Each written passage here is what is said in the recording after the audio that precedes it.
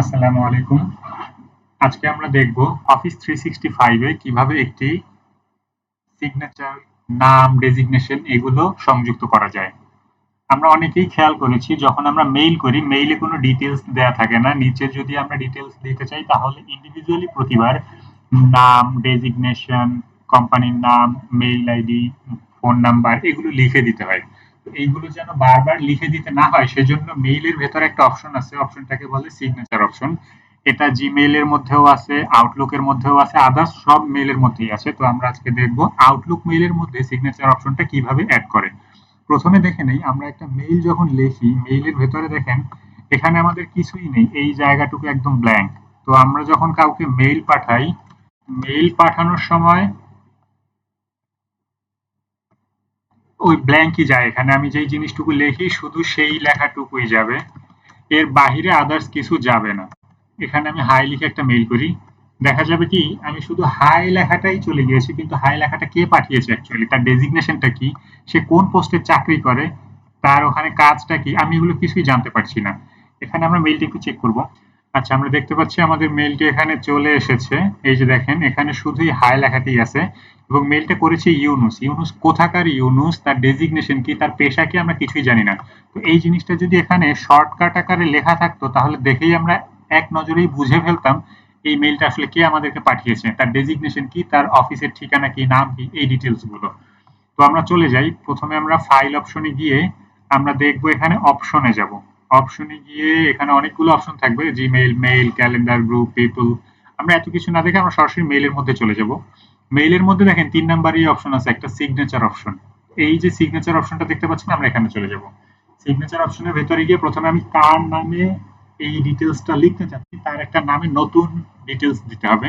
এখানে যদিও আমার মেইল আইডি লেখা আছে তারপরেও নিউ একটা এখানে নাম দিতে হবে, নামটা হবে আমার নামেই।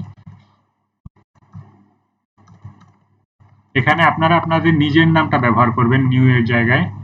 আচ্ছা, এবার প্রথম ঘরের কাজ শেষ, এবার দ্বিতীয় ঘরে যাই। দ্বিতীয় ঘরে আমি এখানে প্রথমে দুইটা স্পেস দিয়ে নিই।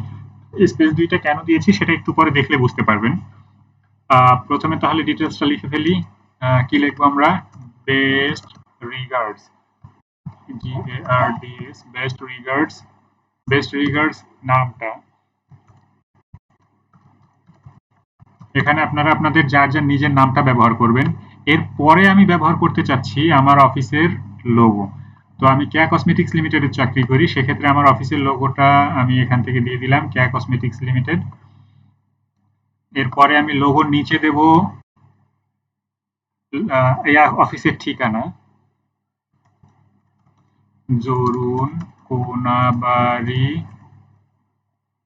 গাজীপুর। হয়ে গেল অফিসের ঠিকানা। এরপর আমি ব্যবহার করব আমার মোবাইল নাম্বার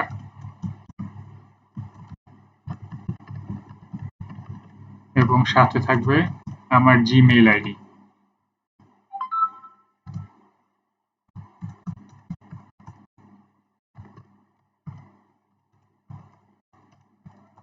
এখন কথা হচ্ছে আপনি এখানে চাইলে এইটুকুকে একটু ডিজাইন করে দিতে পারেন, আপনি চাইলে ভিন্ন ভিন্ন কালার করে দিতে পারেন, অথবা চাইলে এটাকে আপনি বোল্ড করে দিতে পারেন, বড় ফন্টের নিতে পারেন, আপনার যা খুশি আপনি তাই এখানে করতে পারবেন।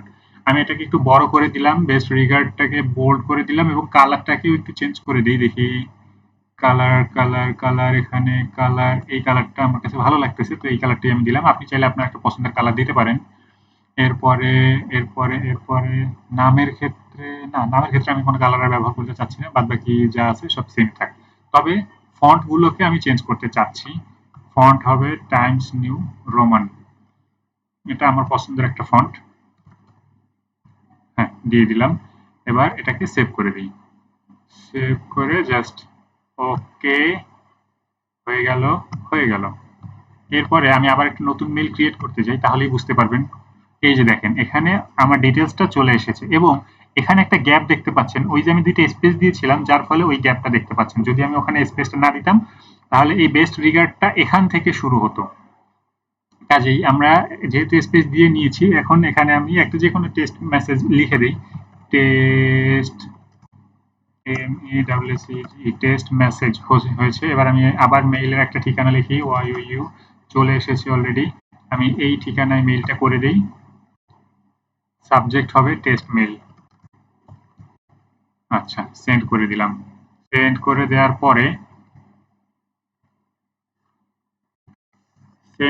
পরে এখান থেকে আমরা যদি এটা খুব সহজেই দেখতে পাবো, এখান থেকে সেন্ড হয়েছে কিনা আমরা কিভাবে বুঝবো? এই যে দেখেন 10টা 7 বাজে এই মাত্র এই মেইলটা সেন্ড হয়েছে।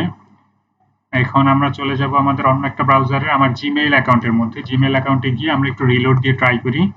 রিলোড দিয়ে ট্রাই করলে এখানে মেইলটা চলে আসার কথা অলরেডি। হ্যাঁ, আমরা দেখতে পাচ্ছি মেইলটি চলে এসেছে। এবার এটাকে ওপেন করি।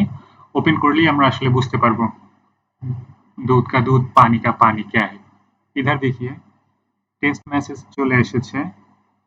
সাবজেক্ট ছিল টেস্ট মেইল এবং এখানে এই ডিটেলসটা চলে এসেছে। তো আমরা আজকে খুব সহজেই দেখে ফেললাম আসলে এখানে কিভাবে